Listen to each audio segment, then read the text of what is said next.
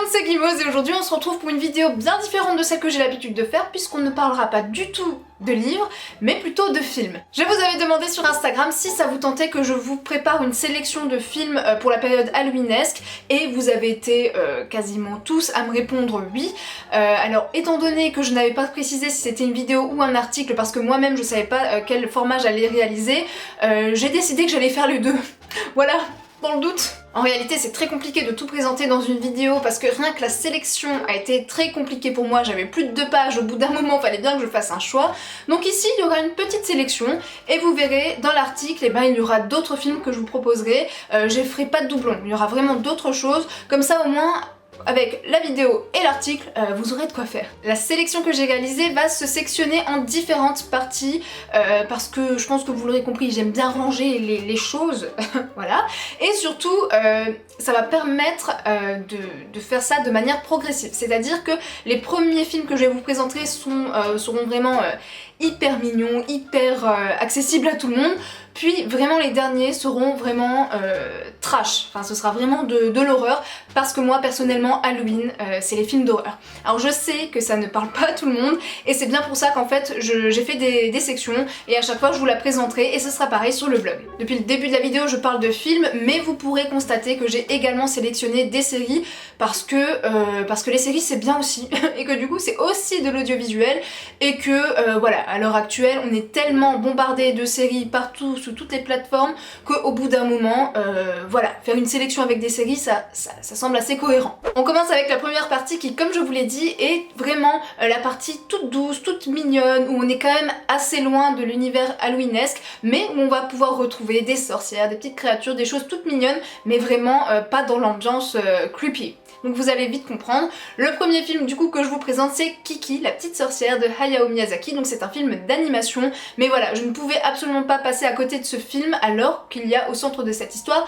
une petite sorcière. C'est un secret pour personne, j'adore les studios Ghibli et c'est vrai que Kiki la petite sorcière c'est vraiment un film qui peut être vu à n'importe quel âge et ça résonnera jamais de la même manière suivant l'âge que vous avez. Moi la première fois que je l'ai vu quand j'étais petite, ça n'a pas du tout fait le même écho en moi lorsque je l'ai vu il y a pas très longtemps, il y a peut-être quelques semaines, quelques mois. Voilà, c'est vraiment un chouette film d'animation qui met en avant finalement le parcours de Kiki qui va aller dès l'adolescence à la recherche de son premier emploi en tant que sorcière.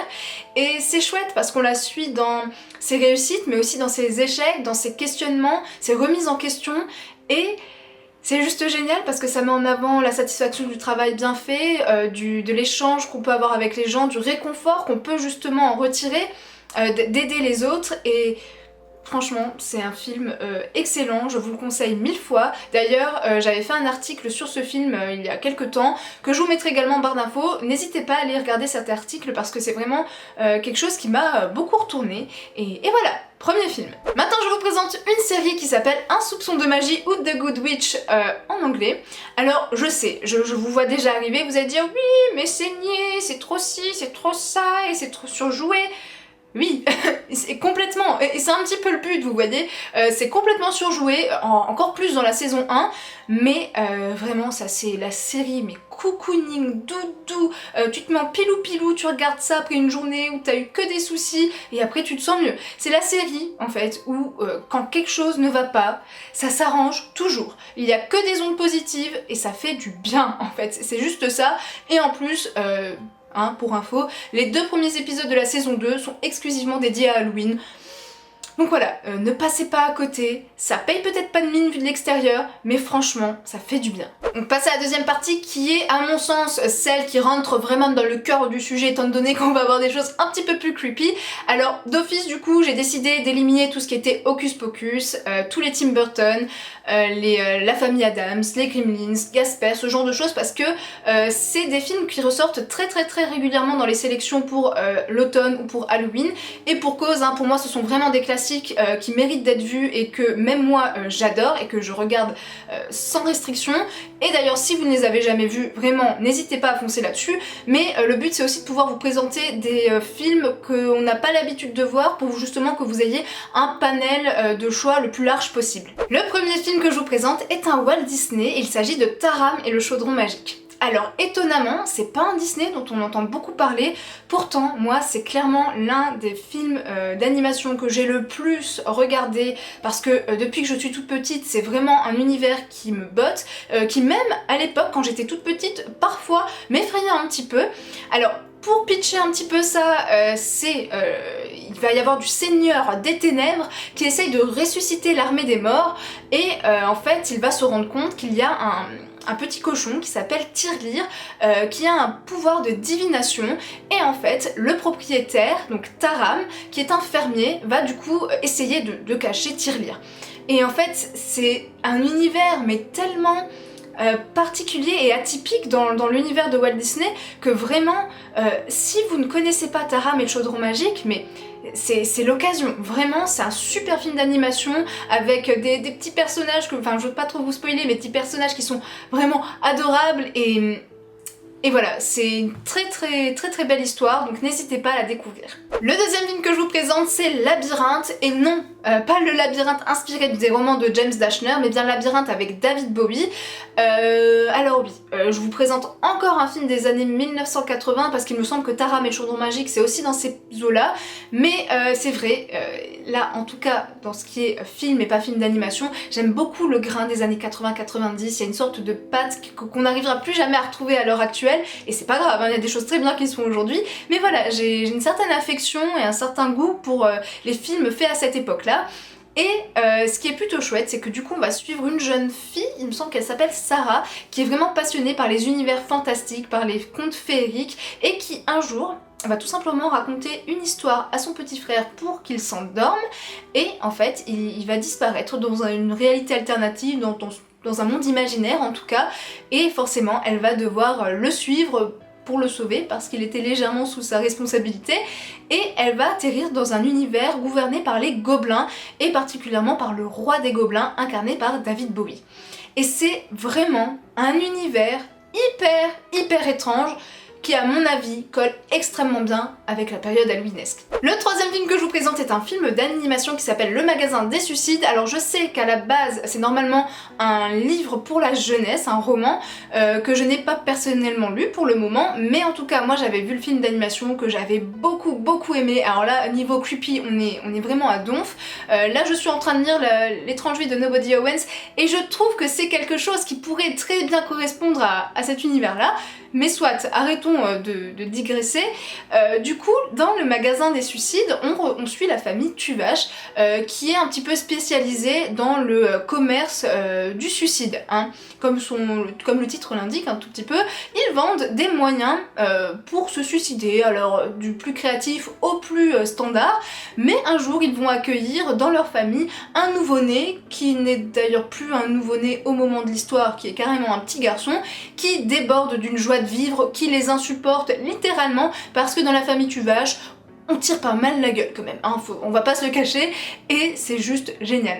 Faudrait d'ailleurs que je le regarde parce que j'en ai pas non plus énormément de souvenirs, je sais juste que j'avais beaucoup aimé, et en tout cas je pense que c'est l'un des films d'animation qui peut vraiment ultra bien coller à Halloween. On passe maintenant à la troisième partie qui va tout de suite être moins mignonne, hein, vous allez très vite comprendre pourquoi. On n'est plus trop sur des films que la jeunesse peut regarder, on va dire ça comme ça.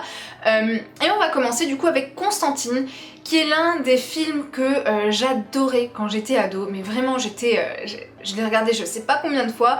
Je pense que ça joue aussi le fait qu'il y ait Keanu Reeves comme acteur principal, hein. Voilà, j'étais ultra fan de Keanu Reeves depuis que j'avais vu Matrix, voilà, incontrôlable la nana. Et du coup pourquoi pour cette saison c'est bien, pour Halloween en tout cas, c'est parce qu'il y a des histoires d'exorcisme, on suit une sorte d'inspecteur du paranormal qui va baigner entre l'enfer, les démons et ce genre de choses, et c'est super. Voilà, je pense qu'il n'y a pas meilleure saison pour regarder Constantine. Le deuxième film que j'ai envie de vous présenter, c'est Dr Frankenstein de 2015. Alors à l'époque, quand je l'ai regardé, c'est un film dont je n'attendais pas grand chose, j'étais même plutôt sûre d'être relativement déçue, et finalement, ça s'est trouvé être un très bon film de divertissement que j'ai bien apprécié. En plus on retrouve Daniel Radcliffe à l'intérieur, et j'ai bien aimé l'esthétique, j'ai trouvé ça très moderne. On a aussi un petit peu cette ambiance de cirque qui moi me plaît énormément. D'ailleurs, en passant, Petit bonus, si vous aimez les ambiances de cirque, un classique qu'il faut à tout prix regarder, c'est Freaks. Je vous mettrai de toute façon les informations en barre d'infos, hein, comme je vous ai dit, mais ça vraiment, pour tout ce qui est freak show, effectivement, Freaks, c'est vraiment un classique qu'il faut regarder, et je pense que c'est effectivement la bonne période pour ça. Mais en tout cas, Dr. Frankenstein, et ben, c'était une très bonne surprise. Et visuellement c'était chouette, c'était plutôt bien rythmé, donc voilà, si vous avez envie de pas trop vous prendre la tête et quand même de passer un bon moment dans une ambiance un tout petit peu sombre, eh ben je pense que c'est fait pour vous. Le troisième livre que j'ai envie de vous présenter s'appelle Only Lovers Left Alive de Jim Jarmusch. Et là, clairement, je ne suis pas certaine que ça plaise forcément à tout le monde. C'est pas un film où il y a beaucoup d'action, mais par contre, on retrouve la thématique des vampires, et pas des vampires avec des paillettes. Et c'est plutôt bien, mais pas forcément non plus le vampire complètement sanguinaire. On est vraiment dans un entre-deux où on va retrouver Adam, qui est un musicien reconnu, qui a fait ses preuves, qui fonctionne très bien, qui a vraiment la cote encore à l'heure actuelle, qui est un vampire du coup, mais qui n'est pas dans une bonne passe parce que il se rend compte à quel point le monde et l'humanité court à sa perte, et il se sent plus forcément très à l'aise, il n'est pas forcément très joyeux. Et voilà, et à son total opposé, on retrouve du coup le personnage de Eve, qui est sa femme d'ailleurs, et qui est vraiment pleine de vie, qui profite de chaque instant, et qui vraiment tout dans son attitude, dans son comportement, est son strict opposé. Et c'est très intéressant parce que ça soulève quelques questions, et en plus de ça, je sais pas, c'est vraiment une question d'ambiance en fait. Ça pose vraiment quelque chose d'envoûtant, dans lequel on est totalement pris, et voilà, je pense que si vous êtes un petit peu curieux, que ce genre de choses, que la lenteur entre grosses guillemets ne vous dérange pas, tentez ce film là, il sera vraiment top. On passe maintenant à une partie de transition avant d'arriver vraiment aux choses relativement horrifiques, puisque je vais vous présenter deux films qui sont de la comédie horrifique. Le premier film que je vous présente est un film, je sais, très connu, mais je pouvais pas m'empêcher d'en parler parce que je l'adore, il me fait mourir de rire. Il s'agit de Tucker and Dale Fight le Mal, et voilà, rien que le pitch de base était vraiment déjà chouette, mais alors la réalisation est assez ouf. En fait, on a Tucker qui est devenu propriétaire d'une maison dans la forêt et qui va aller la retaper avec son pote Dale, et à côté de ça, on a un groupe d'étudiants qui se sont dit allez, on va faire un feu de camp et passer la nuit dans la forêt en se racontant des histoires qui font peur, évidemment, et le choc de ces deux univers va créer des quiproquos, mais à crever de rire. Et en fait c'est marrant parce que ça tourne en dérision complètement les films d'horreur, en soulevant tous les clichés et tout, et franchement, si vous voulez vous marrer à Halloween, regardez Tucker and Dale quoi, c'est énorme. Le deuxième film s'appelle Les sorcières de Zagara Murti. Alors je pense que j'ai absolument écorché le nom, mais il faut pas m'en vouloir, je crois qu'en plus c'est d'origine espagnole.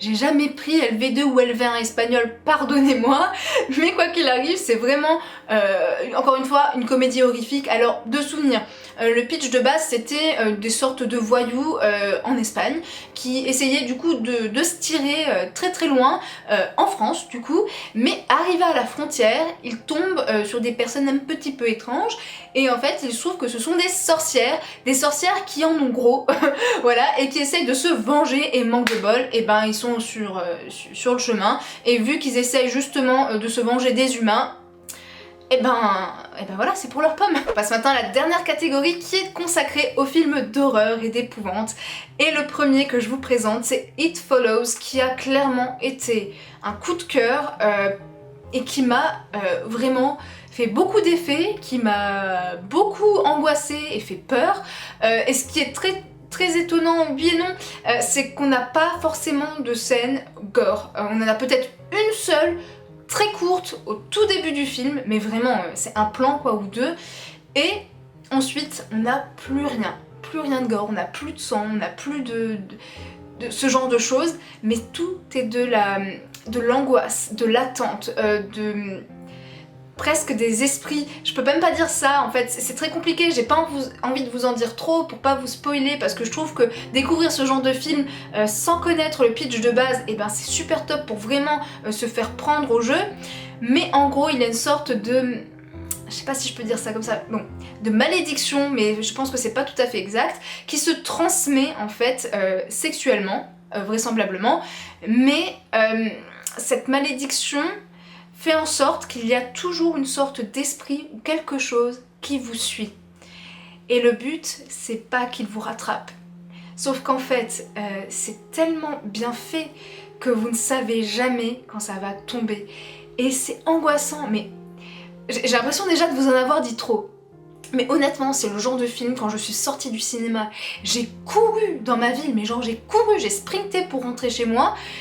Et une fois que j'étais chez moi, même en allant faire pipi, j'avais la porte ouverte. Je n'étais pas tranquille, il m'a travaillé à un point, It Follows. Vraiment, la réalisation était super, la bande son était énorme. Je veux dire, elle se mariait tellement bien avec le film, franchement, c'était super original. Et vraiment, si vous avez l'occasion et que voilà, vous avez envie vraiment de vous faire flipper le soir d'Halloween, regardez It Follows. Le deuxième film que j'ai envie de vous présenter est Crimson Peak de Guillermo del Toro, qui est vraiment un film que j'apprécie énormément, que j'ai déjà vu plusieurs fois et que je prends à chaque fois beaucoup de plaisir à regarder. Et en fait, pour le pitch de base, on suit en fait une jeune femme qui est une romancière au début des années 1900 il me semble, hein, et qui va faire la rencontre d'un jeune homme avec qui elle va se marier. Et elle va du coup changer de lieu d'habitation et carrément de pays pour aller vivre avec son nouveau mari dans une sorte de manoir ultra délabré qui tombe vraiment en ruine, et c'est le cas de le dire, le toit est complètement ouvert. Et voilà, j'ai pas envie de vous en dire plus, c'est une esthétique et une ambiance très particulière, tout est très soigné, il y a un travail de l'image qui est assez fou, c'est beau en fait, c'est pas forcément angoissant ni totalement effrayant, c'est pas vraiment ça, pour moi je trouve pas que c'est spécialement un film effrayant, mais l'esthétique a quelque chose, mais vraiment d'immersif. Et vraiment, si vous avez l'occasion, ce serait vraiment bête de passer à côté de ça parce que visuellement c'est parfait, et vraiment j'aime beaucoup la manière dont est amenée l'histoire et comment elle se déroule et les relations entre les gens, et puis voilà, on a aussi Tom Hiddleston qui joue dedans et c'est pas mal ça. Le dernier film que je vous présente est clairement pour un public averti. Je le souligne et vraiment je tiens à ce que ce soit bien compris, ce n'est pas pour un jeune public, encore moins pour un public adolescent je pense, et clairement si vous êtes sensible, passez votre chemin, ce n'est pas fait pour vous, ne vous forcez pas, parce que vous n'allez vraiment pas apprécier l'expérience. Et le film dont je veux vous parler c'est The Loved One, qui est clairement un film malaisant, glauque à souhait, où on retrouve vraiment des psychopathes, je pense qu'on peut dire ça, vraiment. Et le pitch est très simple à la base, parce qu'on va retrouver un jeune homme qui va aller au bal de promo de fin d'année avec sa copine, mais entre temps il y a quelqu'un, une jeune fille qui est plutôt effacée, qui est pas forcément très populaire, qui va lui demander s'il veut bien aller avec elle au bal de promo. Lui forcément, il y va avec sa copine, il lui dit non. Mais comment vous dire que c'est clairement pas à ce genre de personne qu'il faut dire non. Et ça part mais, dans un truc, mais waouh, c'était fou quoi. Donc voilà, si vous avez les tripes bien accrochées, mais vraiment bien accrochées, parce que c'est l'un des films les plus... ouais, gore, je crois que c'est vraiment le mot gore et malaisant que j'ai vu. Si vous êtes accroché, n'hésitez pas à le tester. Maintenant, je tiens encore une fois à souligner le truc, si vous faites une soirée halloweenesque, une soirée d'Halloween, hein, tout court, que vous êtes en présence de personnes qui ne se sentent pas de regarder ce film, surtout ne le mettez pas. C'est bien d'avoir envie de voir ce genre de choses, vous pourrez toujours le faire à un autre moment, mais ne forcez jamais personne à regarder des choses qu'elles ne désirent pas. Donc si vous voyez qu'il y a des personnes qui ne veulent pas, ne forcez pas, ne le mettez pas parce que c'est quand même très dur. Donc voilà, hein, vous êtes prévenus et je tiens vraiment à insister sur ça. Voilà, cette vidéo est terminée. Maintenant, je vous invite à aller jeter un coup d'œil sur l'article que j'ai réalisé où vous avez d'autres propositions de films par rapport aux différentes catégories que j'ai pu vous présenter. Et maintenant, c'est également à vous de me dire en commentaire quels sont les films qui vous font plaisir à cette période, donc pour la période halloweenesque ou pour vraiment le soir d'Halloween. C'est vraiment quelque chose que je suis très contente de recevoir comme retour parce que c'est vrai que sur Instagram vous avez été très réceptifs, vous avez donné beaucoup d'idées de films et c'est pour cette raison que j'avais aussi également envie de vous partager ma propre sélection. Et voilà, je vous attends avec beaucoup d'impatience en commentaire. Et sur ce, je vous souhaite de faire de très belles lectures, de regarder de chouettes films. Je vous fais plein de gros bisous et à plus. Ciao!